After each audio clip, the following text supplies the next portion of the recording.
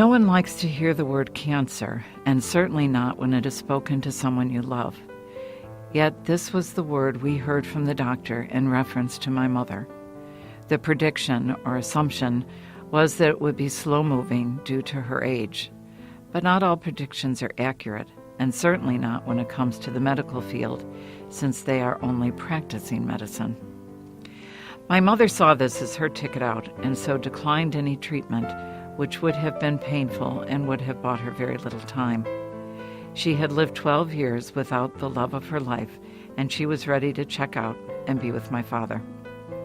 The doctor recommended hospice as a way of giving her extra support, even though she was up and about and doing okay, but that quickly changed. Because there are 8 siblings and we didn't want to overwhelm the healthcare providers, I was designated the point person to work with hospice.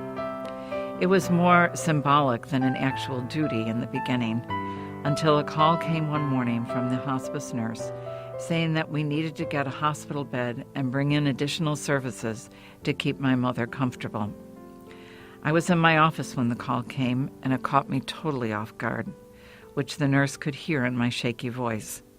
I was asked to go out and meet with my mom and tell her about the next steps and be there when the bed was delivered later that day. The nurse asked me if I was alone or if she could call someone to be with me, but I told her that I was fine.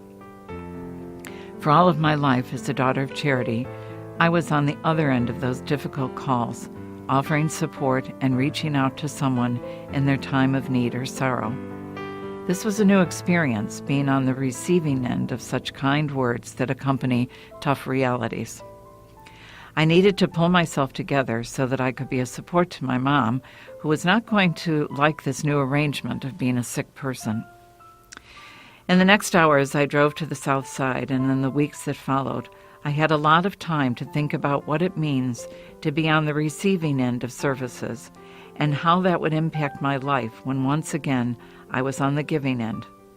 I became more sensitive to how difficult it is to receive and how essential it is when in a position of giving that I do it in such a way that I maintain the dignity of the other person and respect their right to make choices and decisions whenever possible.